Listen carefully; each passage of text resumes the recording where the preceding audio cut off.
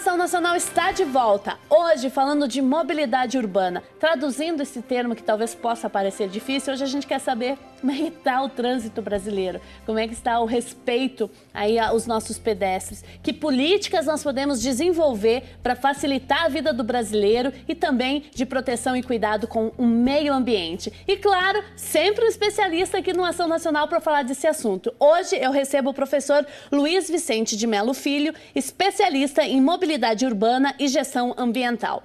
Luiz, você é professor e aí é engenheiro, você entende muito bem como é que funciona a estrutura do nosso trânsito brasileiro. Nós saímos para o intervalo falando da questão dessa segurança, né? O trânsito brasileiro também padece de outro fator, que é a segurança. Nosso trânsito ainda é muito agressivo. Sim. O que acontece? Na engenharia de tráfego, alguns estudos falam que a gente precisa ter 3 eixos básicos, 3 pilares. Um é relacionado à parte da engenharia por si só, as rodovias, a pista, a rua, a faixa de segurança, onde deve ser feito. A outra é a questão da fiscalização, que está voltada aos radares, a como que o trânsito deve seguir. E a terceira, que é a mais esquecida, que na verdade é a balança entre as outras duas, que é a parte relacionada à educação. Exato. Então, quando você não faz um trabalho educacional de base, né, voltado a crianças, né, como o próprio professor disse, como serão as próximas gerações? Isso na matéria anterior, Isso. né? As próximas gerações só terão mudanças se nós fizermos um trabalho de base no ensino fundamental.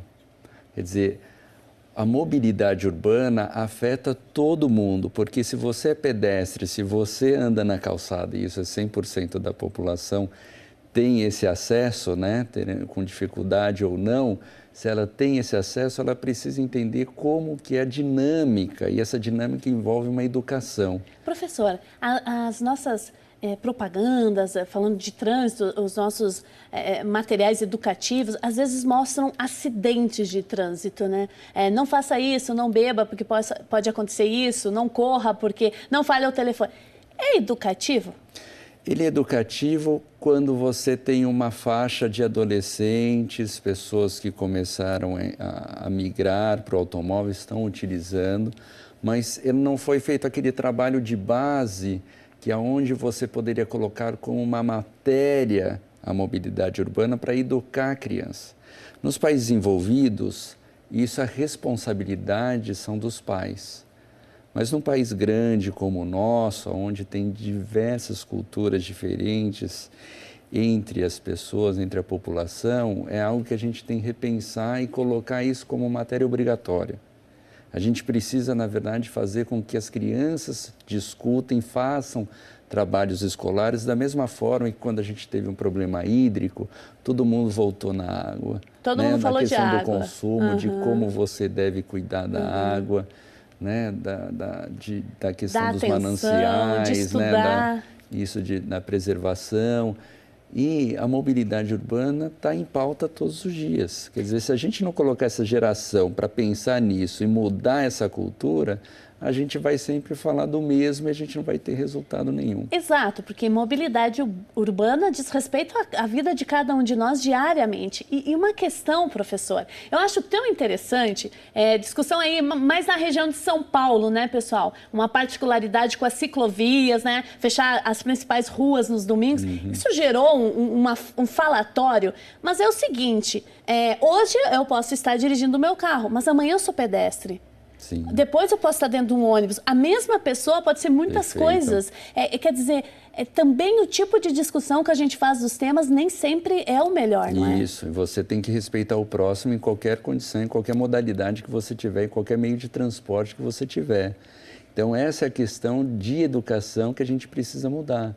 Porque se a gente não mudar essa geração, a gente vai tentar fazer essas propagandas educativas impactantes, mas que, na verdade, para o adolescente, ele está naquele período que ele se sente lá imortal.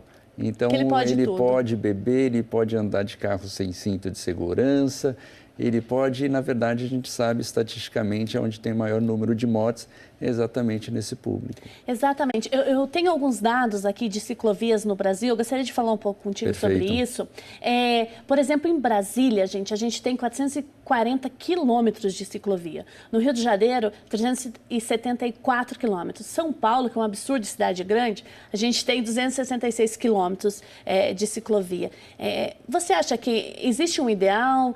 Como é que você vê esses números? O que você pensa sobre essas ciclovias? Porque a maioria das pessoas que a gente conversa ficam furiosas quando uma das vias principais tira um pedaço para a ciclovia. Como é que você vê? Bom, a questão da ciclovia, primeiro, é uma questão topográfica. Quer dizer, a cidade, ela tem muitas montanhas, Como que é? Ela é uma cidade litorânea, onde o fluxo é muito fácil de andar de bicicleta, ou ela é uma cidade mais difícil que vai restringir pessoas atletas a andarem de bicicleta?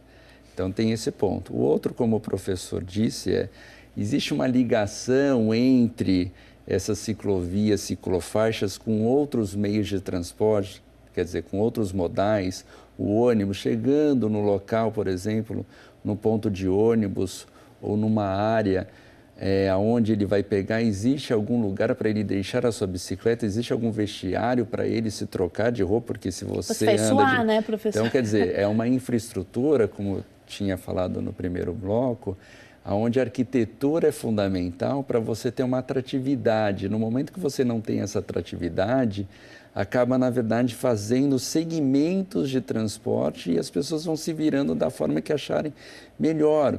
Quer dizer, se as empresas não têm vestiário, ela não incentiva, se as vias não têm conexões com modais diferentes, se uma sucessão de coisas é que vai fazer com que a pessoa deixe o automóvel, e eu não estou falando para não ter o automóvel, que ele pode usar no final de semana, mas no dia a dia ele pode ter uma outra opção viável que melhore a qualidade de vida dele e tem essa infraestrutura que vai possibilitar e vai fazer com que outras pessoas rumem também para essa área. Sensacional o que você está falando agora, Luiz, porque, de fato, né, a cidade colocou uma ciclovia, mas assim, se a pessoa vai para o trabalho, ela precisa, como você disse, chegar nesse trabalho em condições, porque você suou, você cansou de tomar um banho, se preparar, ou enfim, um espaço que nem que seja público, né, para poder utilizar. Agora, o Brasil, como é que você analisa o Brasil nessas medidas? A gente está começando com essa nova cultura, há uma esperança nesse sentido? A gente tem uma pressão dos países desenvolvidos, onde grande parte houve o clamor da população para as ciclovias em virtude dos riscos e acidentes de morte relacionados aos veículos automotores. Aqui a gente não vê esse clamor público das pessoas, né, se manifestando favorável. A gente acaba sendo imposto de órgãos externos a ter essa opção. Então, esse é outro ponto para se pensar. Então, muitas vezes, essa ciclovia que foi colocada não necessariamente foi o melhor local, porque às vezes a própria população ao redor não foi consultada. Pois isso é muito interessante. O Brasil tem disso, né? Em muitas áreas. De repente, a pessoa acorda e está sendo construída alguma coisa na região em que mora, que vai afetar absurdamente aquela região, no trânsito, na qualidade de vida das pessoas, da noite para o dia. Como é que deve ser feita essa política de diálogo com a população? A gente precisa ver os líderes das comunidades, a gente precisa ver o que aconteceu na cidade de Nova York, né, que é uma cidade plana, vamos já deixar claro. Né? O poder público bateu em porta e falou, vamos fazer uma ciclovia aqui, mostrando o projeto para que as pessoas façam parte do projeto e não chegue pronto e não tenha como se manifestar a favor ou contra.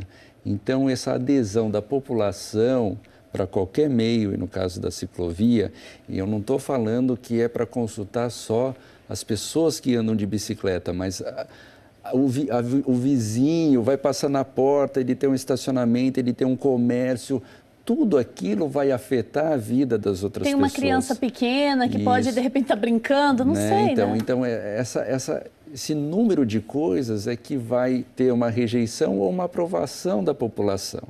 Então, você conhecer quem são as partes interessadas neste assunto e colocar e ser assertivo no momento, no local onde você for colocar, é fundamental para você ter o ganho da população em prol daquela ciclovia, ciclofaixa. Professor, a gente está batendo aqui na questão da ciclovia porque parece que é um dos movimentos mais presentes aí nas cidades brasileiras. Não estou falando só de São Paulo, embora nós estejamos localizados nesse estado.